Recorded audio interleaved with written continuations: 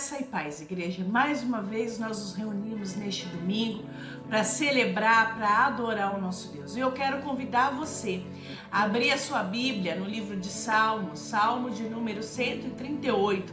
Diz assim a palavra do nosso Deus: Render-te-ei graças, Senhor, de todo o meu coração, na presença dos poderosos te cantarei louvores. Prostrar-me-ei para o teu santo templo e louvarei o teu nome, por causa da tua misericórdia e da tua verdade. Pois magnificaste acima de tudo o teu nome e a tua palavra. E no dia em que eu clamei, tu me acudiste e alentaste a força da minha alma. Render-te-ão graças ao Senhor todos os reis da terra, quando ouvirem as palavras da sua boca. Versículo 5. E cantarão os caminhos do Senhor, pois grande é a glória do Senhor. Então nós nos reunimos neste domingo para adorar a Deus, para render graças a este Deus, porque Ele é bom, para adorar o Deus por aquilo que Ele é. A gente nos reúne para adorar a Deus pelo aquilo que Ele é, e Deus, Ele é amor. Adorar a Deus porque Ele escuta o nosso clamor. Então vamos fazer uma oração de adoração ao nosso Deus? Senhor, nós nos colocamos, Deus, diante da Tua presença. Nós te adoramos, Senhor, em espírito e em verdade. Vem ficar conosco, Senhor, neste culto. Vem falar aos nossos corações, porque nós queremos, Senhor, render graças a Ti. Nós queremos, Senhor, Te adorar na congregação dos santos, ó Deus. Nós sabemos que a nossa igreja continua fechada, mas a nossa casa é a Tua igreja, a nossa casa, Senhor, é o Teu lar. Seja bem-vindo no nosso meio, ó Espírito Santo de Deus. Nós Te adoramos, porque somente Tu, ó Senhor Jesus Cristo, é o único digno de todo louvor e de toda adoração. Amém. Glórias a Deus.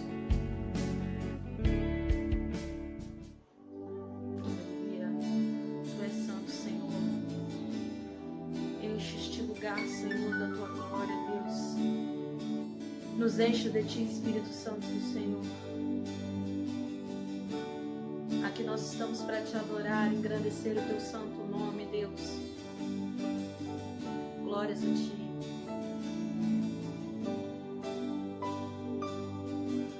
Luz das nações que dissipa as trevas, abre os meus olhos pra ver. Lindo tu és, eu só quero adorar-te, dar os meus dias pra ti.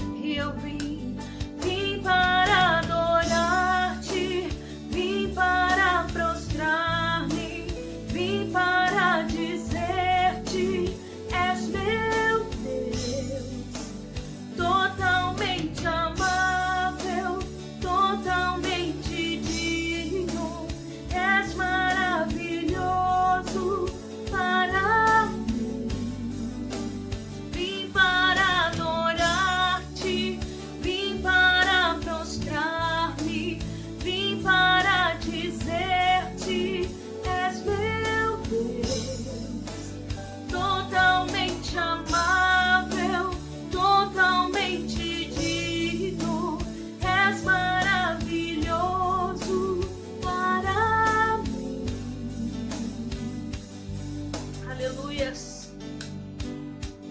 Não saberei quanto custou ver meus pecados lá na cruz. Não saberei o quanto custou ver meus pecados lá na cruz. Aleluias. Vim, Senhor, para adorar-te. Vim para exaltar-te, Senhor. Totalmente amável és tu, Deus. Totalmente amável.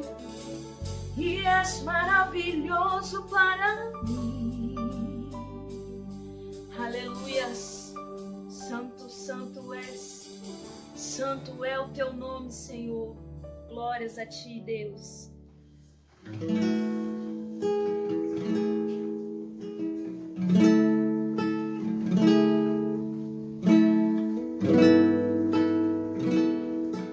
Meu orgulho me tirou do jardim, tua humildade colocou jardim em mim. Se eu vendesse tudo que eu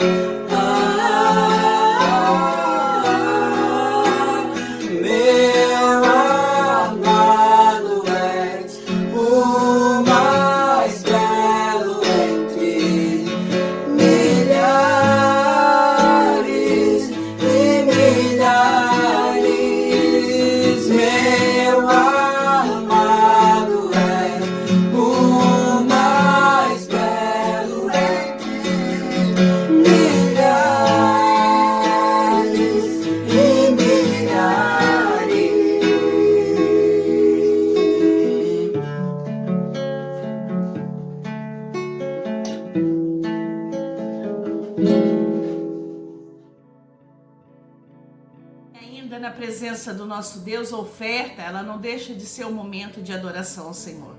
Ela não deixa de ser um momento de nós celebrarmos a Deus. E este é o único momento em que você vai ver do nosso culto os dados da nossa conta bancária, para que você, membro da Igreja Metodista em Vicente de Carvalho, possa ser fiel no dízimo e possa também entregar a sua oferta. O texto que eu quero compartilhar hoje com você, desafiar a ler este texto através da ótica da oferta, está no livro de Romanos. A gente só vai ler 2 versículos, Romanos capítulo 8, versículo 1 e 2. Diz assim a palavra do nosso Deus: agora, pois, já nenhuma condenação há para aqueles que estão em Cristo Jesus, porque a lei do Espírito da vida em Cristo Jesus te livrou da lei do pecado e da morte. O que eu quero dizer aqui com este texto bíblico e referente à oferta, que o nosso coração, ele é um coração grato a Deus, por ter nos livrado do peso do pecado, por ter nos dado a consciência de viver a lei através da graça. Então você aí que tem ofertado na casa do Senhor, você aí que tem entregue o seu dízimo na casa do Senhor, eu tenho a certeza que você sabe o que é essa maravilhosa graça. E a oferta, ela faz parte do culto, e a oferta é um ato de consciência. É um ato que você faz com a sua razão, um ato de amor a Deus. Não é por barganha, não é por força, não é por obrigação. Você oferta na casa do Senhor, porque você sabe que ali também é a sua casa. E ali também pessoas têm sido assistidas. Então eu quero, neste momento, orar pela tua vida, orar pela tua casa. Você aí que ainda não tem possibilidade de ofertar, o Senhor, Ele é aquele que pode abrir as portas para você. Mas eu falo algo para você: o Senhor é aquele que abre as portas a partir do momento que nós desejamos ser fiel ao Senhor. Sabe, quando a gente deseja realmente ofertar a Deus, Ele abre as portas. E eu tenho certeza, eu quero profetizar isso na sua vida. Deus vai abrir as portas para você, vai te dar a condição de você ofertar na casa do Senhor, de você ser fiel ao Senhor, e que seja um ato da nossa razão. Aqui no livro de Romanos fala que o culto que agrada ao Senhor é um culto racional, que você faça isso de forma racional, mas também usando a sua emoção, porque a oferta é também um ato de amor. Vamos orar? Senhor, eu quero te agradecer, meu Deus, meu Pai, por essa oportunidade de estar, Senhor, na tua presença, de estar mais uma vez, Senhor, diante de ti, porque tu, Senhor, é o Deus que move e faz todas as coisas. Senhor, abençoa o teu filho, a tua filha, Deus, que tem ofertado na tua casa, que nada venha faltar, Senhor, na mesa desta família. Nós também, Senhor, pedimos para que o Senhor abençoe as pessoas que não têm, ó Deus, condições financeiras para ofertar, que não recebe, Senhor, um salário mensal. Ó Deus, é por essas pessoas que eu oro, para que o Senhor possa abrir as portas, para que essa pessoa possa ter, ó Deus, aí, ó Pai, a possibilidade de dar um conforto, ó Deus, para os seus familiares, para o seu filho, para a sua filha. Abre, Senhor, uma porta, Deus, que seja contínua, Senhor. Ó Pai, se teu filho e a tua filha trabalham de negócios informais, que o Senhor também dê clientes, Senhor, a eles, a elas. É o que nós te pedimos. E para aquele, Senhor, que ainda recebe dinheiro, mas ainda não foi tocado, ó Deus, no sentido de ser fiel no dízimo e na oferta, que o teu Espírito Santo é que fale ao coração do teu filho e da tua filha, Senhor. Porque, ó Deus, eu sei, eu tenho a consciência, ó Deus, de que a tua casa também é a minha casa. E da mesma forma que eu zelo com carinho das minhas coisas, eu também zelo, Senhor, da casa, ó Deus, aonde eu digo pertencer. E ali, Senhor, precisa muito, ó Deus, de estar ali tendo recursos, para que possamos, Senhor, viver, ó Deus, e prestar um culto digno a Ti, Senhor. Esteja e continue conosco, ó Deus, neste culto. É o que nós te pedimos em nome de Jesus. Amém. E ainda na presença desse Deus, eu quero dar um recado para você que tem assistido aí os nossos cultos de domingo, você que tem aí ouvido os nossos podcasts da reunião de oração e também do encontrão, que é uma palavra direcionada ao jovem, e tem sido edificada por essa palavra. Que você possa compartilhar nas suas redes sociais, que você possa deixar o seu comentário ali nas redes sociais da nossa igreja. Também tem um recado para você. Na última segunda-feira deste mês de agosto, no nosso bate-papo jovem, a gente vai estar convidando o Wesley, Wesley Avelar. Ele vai estar ministrando para nós sobre o reino. Então o título é Falando do Reino, tá? Ele vai estar ministrando. Então você que tem um interesse pode entrar em contato comigo no meu WhatsApp, da pastora. Se você não tem, você pode entrar comigo aí através do direct do Instagram ou através do Messenger do Facebook. Eu passo para você o link para você estar aí conosco. Vai ser um momento bom, vai ser uma fala direcionada. Eu tenho certeza que Deus vai abençoar a sua vida. Também em setembro a gente vai comemorar o aniversário da igreja. Então eu quero que você se prepare. Eu vou estar convidando algumas pessoas para ministrar, então se prepare para este momento. Eu sei que o aniversário da igreja é mês de agosto, mas a gente vai comemorá-lo excepcionalmente este ano no mês de setembro, porque a Igreja Metodista de Vicente de Carvalho é bênção e a gente não pode deixar essa data passar. Então guardem essas datas. Se vocês aí tiverem alguma dúvida, pode estar indo aí no Instagram da igreja e também no Facebook, a gente vai deixar todos os recados lá, tá? Vem ser igreja conosco, vem ser igreja na Igreja Metodista em Vicente de Carvalho. E agora o momento da palavra, igreja.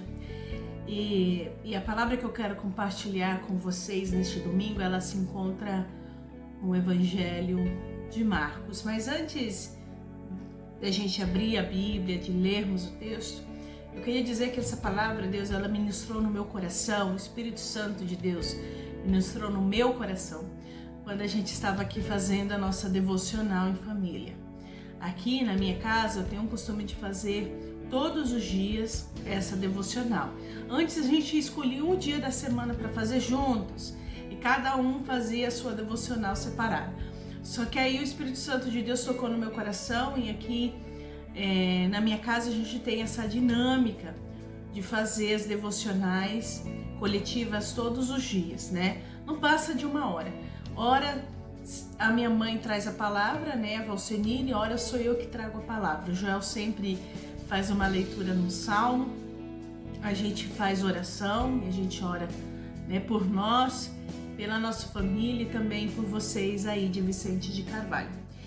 E Deus, ele tocou profundamente no meu coração quando eu ministrei essa palavra aqui na devocional de casa, e eu gostaria de compartilhar isso com vocês. Eu gostaria que vocês permitissem que o Espírito Santo de Deus entrasse no seu coração, que você permitisse que Deus pudesse também ministrar o seu coração através desse texto bíblico. Então, abra a sua Bíblia no Evangelho de Marcos, capítulo 9, do versículo 14 ao 29. Marcos, Evangelho de Marcos, capítulo 9, do 14 ao 29. Diz assim a palavra do nosso Deus. Quando eles se aproximaram dos discípulos, viram numerosa multidão ao redor e que os escribas discutiam com eles. E logo toda a multidão, ao ver Jesus, tomada de surpresa, correu para ele e o saudava. Então ele interpelou os escribas. O que é que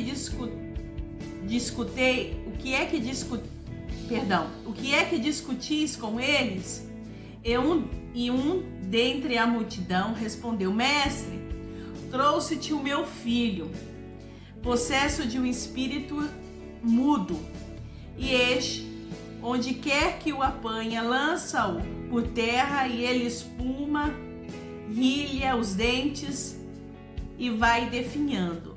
Roguei aos seus discípulos que o expelissem, e eles não puderam.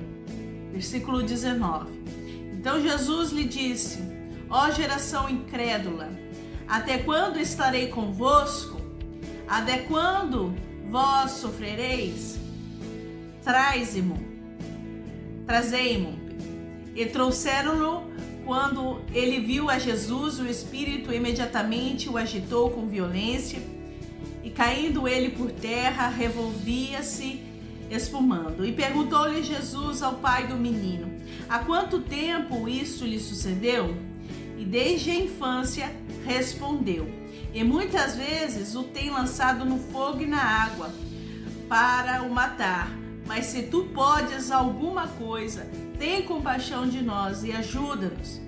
Ao que lhe respondeu Jesus: se podes, tudo é possível ao que crer. E imediatamente o pai do menino exclamou com lágrimas: eu creio. E ajudando-me na minha falta de fé. E vendo Jesus que a multidão concorria, repreendeu o espírito imundo, dizendo-lhe: espírito mudo e surdo, eu te ordeno, sai desse jovem e nunca mais torne a ele. E ele, clamando e agitando-o muito, saiu, e deixando-o como se tivesse morto, a ponto de muitos disserem: morreu. Mas Jesus tomou-o pela mão e o ergueu, e ele se levantou. E quando entrou em casa, os seus discípulos lhe perguntaram em particular: por que não pudemos nós expulsá-lo? E respondeu-lhes: essa casta não pode sair senão por meio de jejum e oração. Vamos orar? Senhor, nós agora estamos diante da Tua presença. Espírito Santo de Deus, fale e ministra aos nossos corações essa noite, neste domingo, Senhor, que nós possamos, Senhor, ouvir a Tua voz. O Senhor fala conosco através desse texto. É que eu te peço em nome de Jesus. O livro de Marcos, ele foi o primeiro evangelho a ser escrito. E esse texto, ele aparece também no evangelho de Lucas e no evangelho de Mateus. Então, Mateus, Marcos e Lucas são conhecidos como evangelhos sinóticos. Então, Marcos é a fonte, de inspiração para todos os outros evangelhos, inclusive para o evangelho de João. Tem algumas narrativas ali escritas no evangelho de João que estão escritas no evangelho de Marcos. E na antiguidade, em especial, era muito comum a enfermidade de uma pessoa estar ligada à possessão demoníaca. E lendo esse texto, eu quero enfatizar 3 questões com você. E a primeira coisa que eu quero enfatizar é que quando Jesus chega, a discussão cessa. Se você for ver lá no versículo 14 ao versículo 16, quando Jesus ele chega e ele vê o que está acontecendo ali, e quando a multidão vê Jesus, a multidão corre para Jesus, como também seus discípulos, os escribas e o pai deste garoto. Então, quando Jesus ele entra num ambiente, logo tudo aquilo que está fora de lugar, ele volta para o lugar. Então, o que eu quero dizer, igreja, para você neste domingo? Quando Jesus entra, a discussão cessa. Quando Jesus entra, as coisas que estão fora do lugar voltam para o seu lugar. Então eu quero que você saiba e que você traga aí no seu coração, na sua vida, aquilo que está fora do lugar, aquilo que você tem tentado consertar, que você tem tentado arrumar, que você tem se esforçado, mas você não consegue resolver essa situação. Então, traga isso na sua mente agora. E eu quero dizer para você que Jesus, ele pode colocar essas coisas no lugar. Que Jesus é o único que pode fazer aquilo que você não pode fazer. Então, que você clame por Jesus. Que você ore a Jesus. Que você busque por Jesus. Para que ele venha ao seu encontro e peça para ele, peça para o Senhor colocar as coisas no seu devido lugar. Não permita, igreja, não permita que Satanás ele continue a bagunçar a sua vida.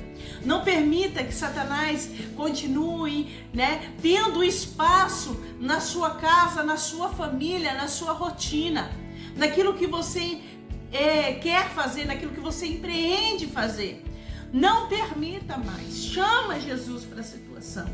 Porque quando você der espaço, o Senhor ele entra. Mas se você der espaço para o inimigo da sua alma, ele vai entrar.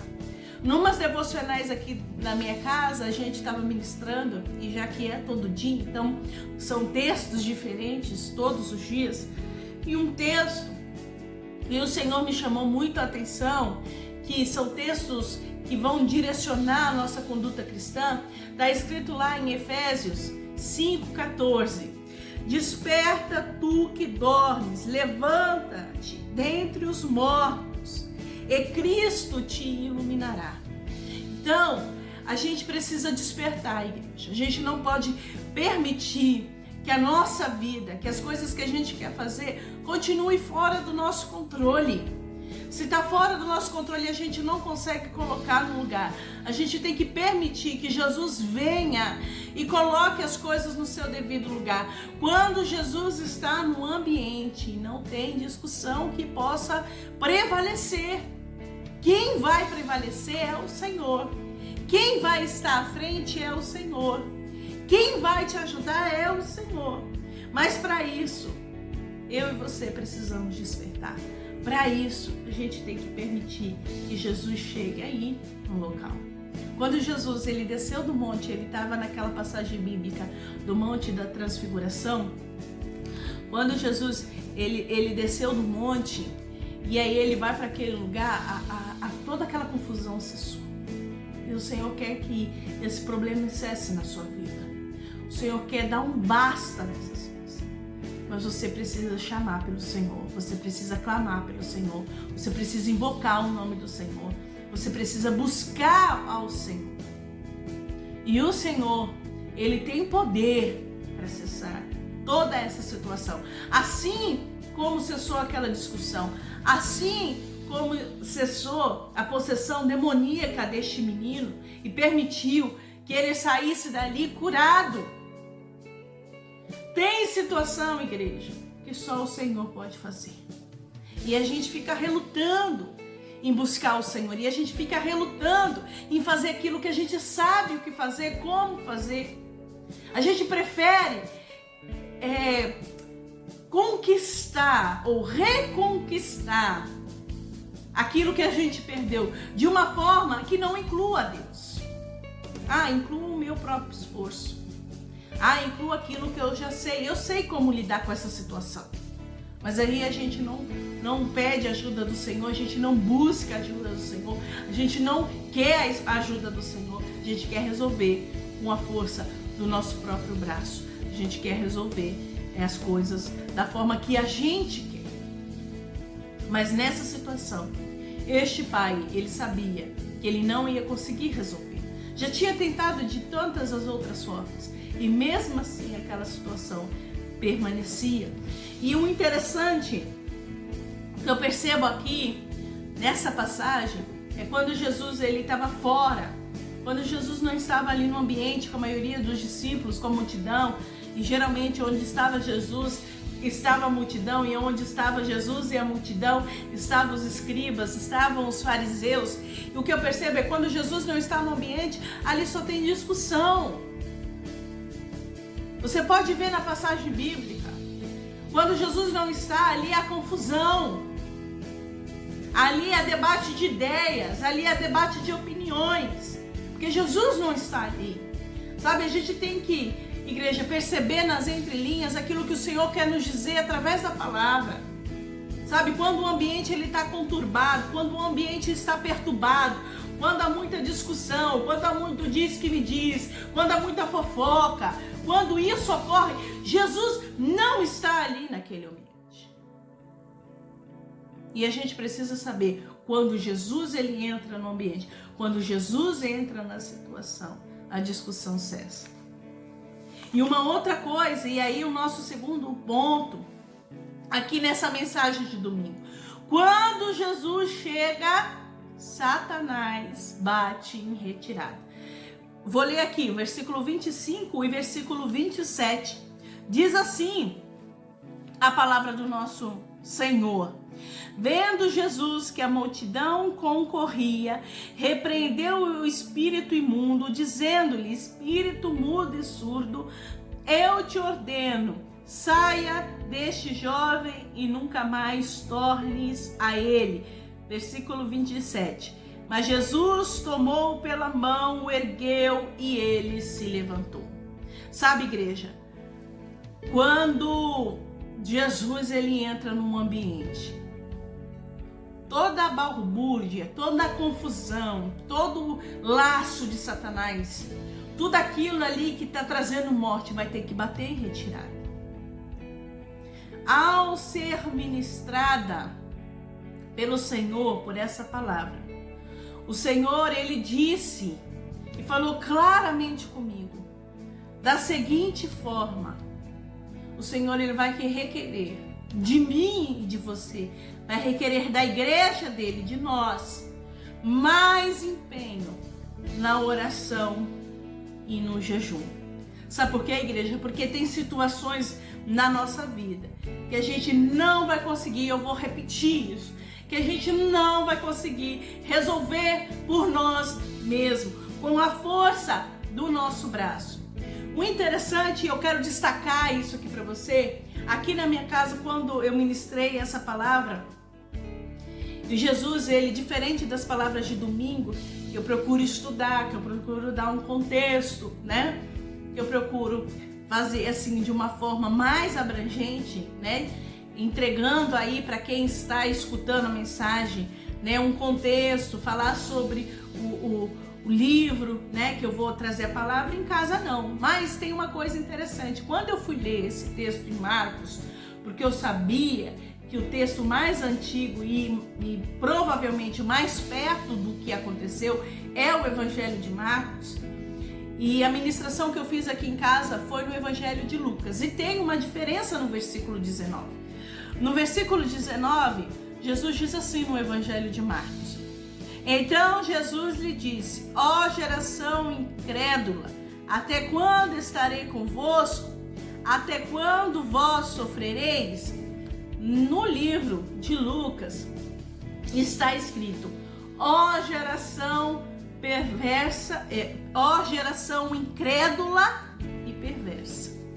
Então no livro de Lucas foi acrescentado, né, a palavra perverso. E eu quero dizer para você que isso tem um motivo. A incredulidade, quando a gente não crê, a incredulidade vem disso, da falta de crer, da falta de fé.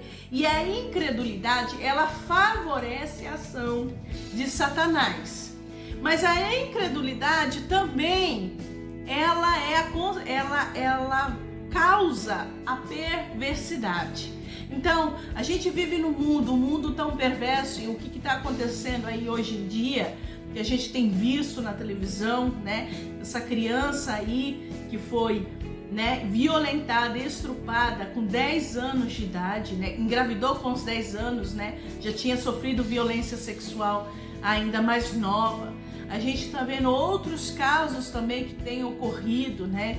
De um menino também que foi violentado durante muito tempo pelo padrasto, né?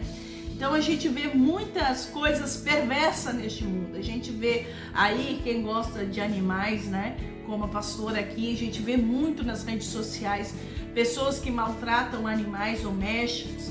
Então a gente vê que o mundo, ele é cheio de perversidade. E o mundo, ele é perverso por quê, igreja? Porque o mundo não acredita nisso. Porque o mundo e as pessoas que no mundo estão, estão, as pessoas que estão no mundo, elas não acreditam que vai ter um julgamento, que vai ter uma consequência para o mal que eles estão fazendo. Então, quando Jesus ele fala geração incrédula, né? Ele também em Lucas fala geração incrédula e perversa.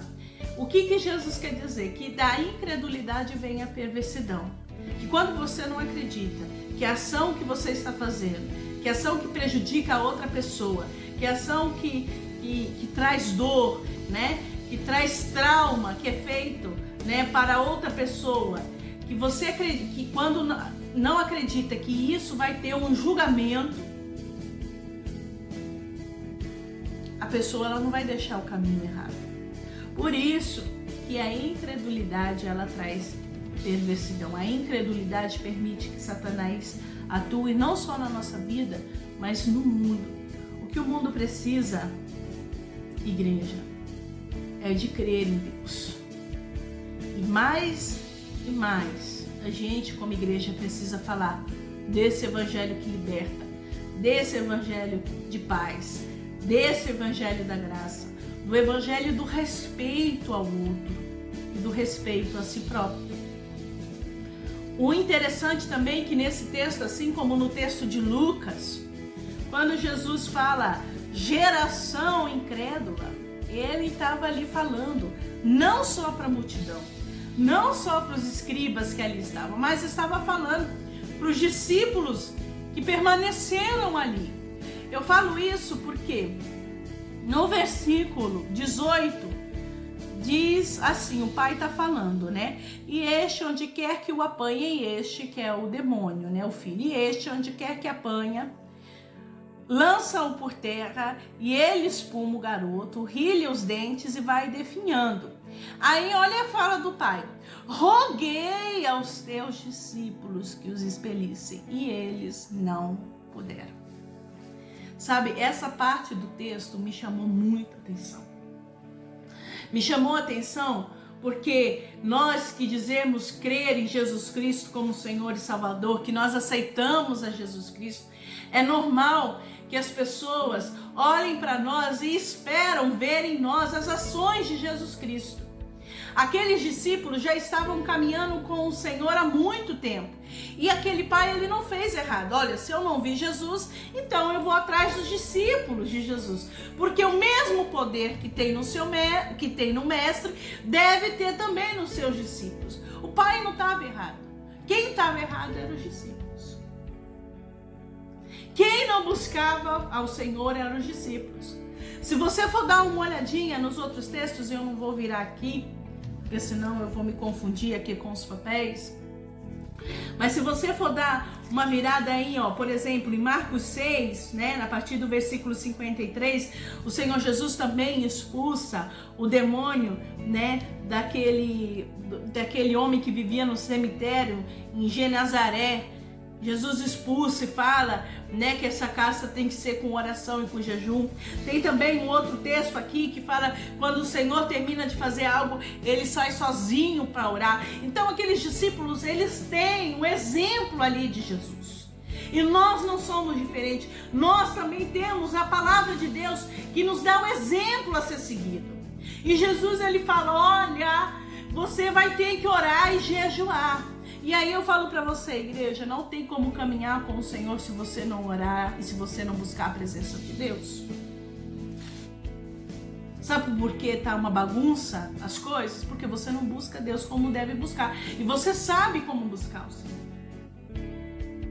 Sabe, tá faltando consagração no meio da igreja. Tá faltando vida de santidade. E vida de santidade não é somente guardar o seu corpo, não. Vida de santidade é guardar a sua mente, é guardar a sua língua, de falar aquilo que não deve falar, aquilo que não deve fazer. Quando Jesus ele fala geração incrédula, ele está incluindo os discípulos. Porque aqueles discípulos viam Jesus orando, aqueles discípulos viam Jesus jejuando, aqueles discípulos viam a ação do Espírito Santo de Deus na vida de Jesus, mas mesmo assim, não conseguiam fazer aquilo que Jesus fazia. E Jesus, ele foi claro.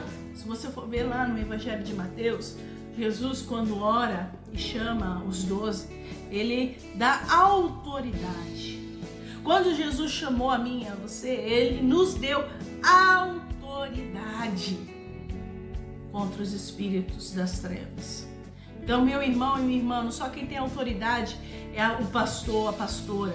Não só quem tem autoridade é o pastor, e aí eu vou citar o nome da Igreja Universal do Reino de Deus. Não é só a irmã do círculo de oração da Igreja Pentecostal. Não é a sua mãe, que é uma mulher de oração, que tem autoridade. Você também, o Senhor te deu autoridade. O que você tem feito da sua autoridade? Com certeza, aí eu vou usar o exemplo de Jesus, a oração, a parábola, né, a história dos talentos, você tem enterrado. Como que você vai ter autoridade se você faz aquilo que Satanás quer que você que você faz aquilo que Satanás quer que você faça? Você faz a mesma coisa que uma pessoa que não conhece o Senhor Jesus. Fala as mesmas coisas, né? Muitos falam, tá falando besteira. Fala real, tá falando pornografia, tá falando palavrão, tá falando sacanagem. Pensa besteira, pensa malícia quando olha para um homem, quando olha para uma mulher. Não tem respeito por si nem pelo outro. Como que vai ter autoridade? Autoridade nenhuma. Autoridade zero. E a casa continua uma bagunça. E a vida continua uma bagunça. Porque não toma posição. Igreja, está na hora de voltar a tomar posição.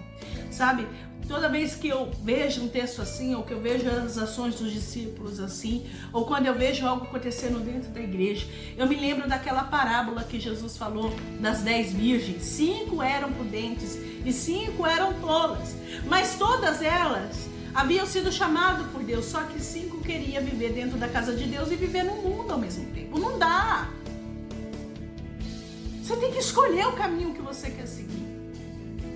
Porque quando Jesus ele entra na vida, ele entra no lar, ele entra nas áreas, e seja ela do serviço profissional, seja ela, né, no relacionamento, né, sentimental, seja em qualquer área, quando o Senhor Jesus entra, Satanás ele tem que sair.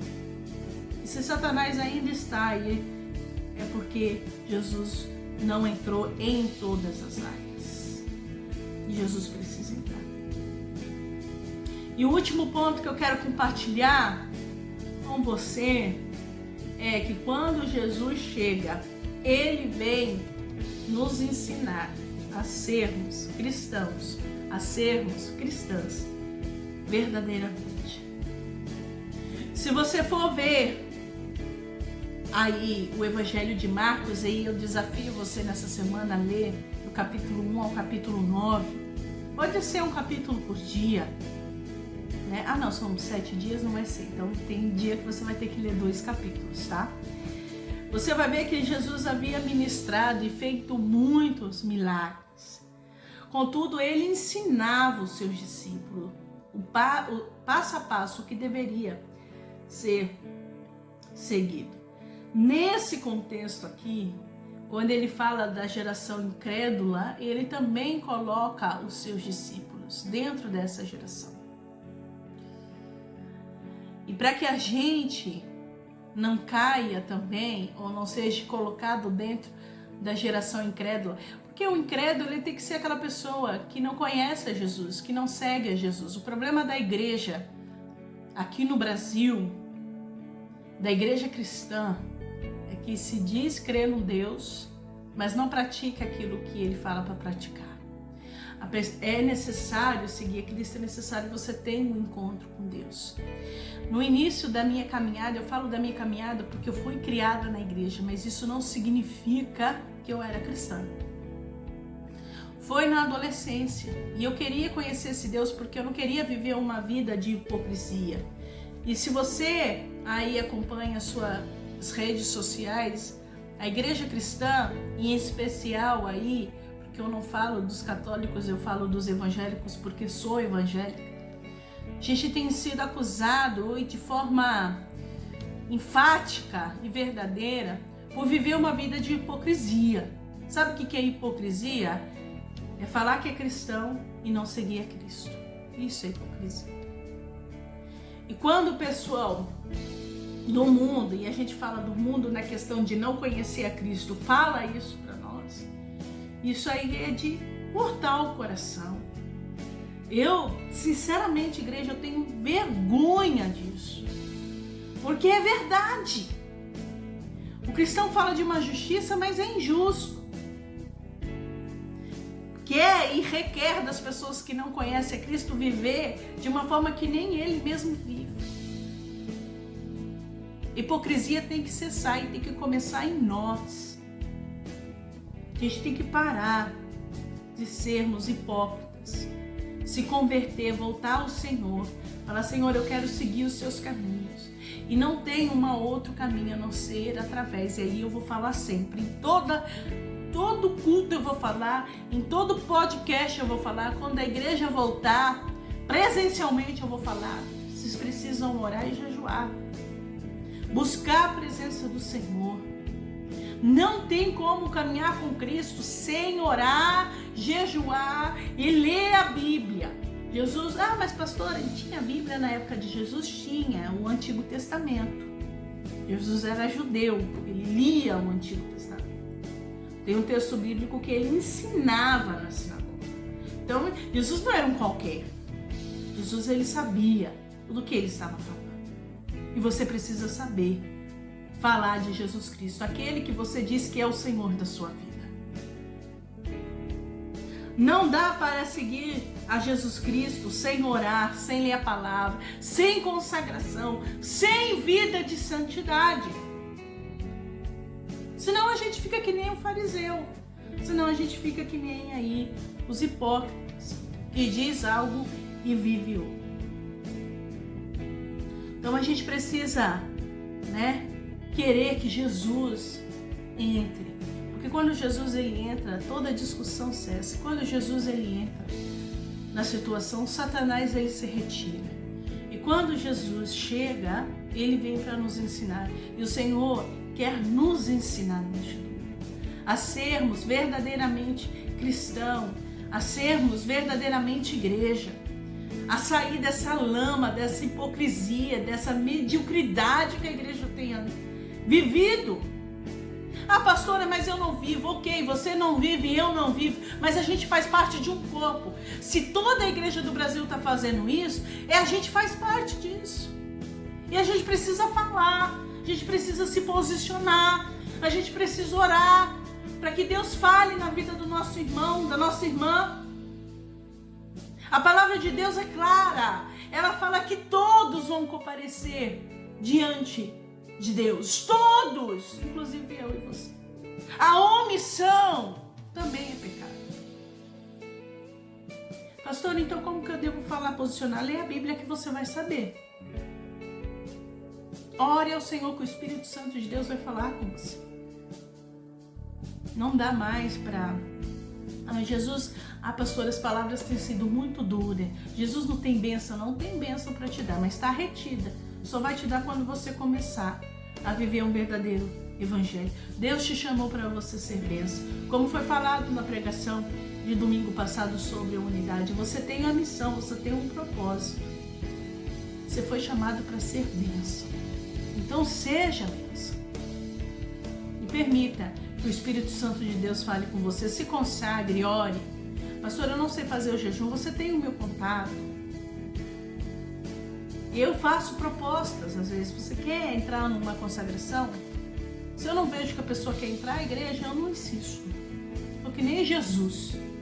Quem quiser vir após mim, siga. Jesus fala assim, eu também sou igual. Quem quiser. Ninguém é obrigado. Ninguém. Mas Jesus, ele quer que você seja bênção. Jesus tem promessas, tem coisas boas para te dar. Não é o que o mundo está te dando. Não é aquilo que você acha que é bom para você. É aquilo que Deus tem. A palavra de Deus diz que os pensamentos do Senhor são maiores que os nossos pensamentos. E os caminhos do Senhor são maiores que os nossos caminhos.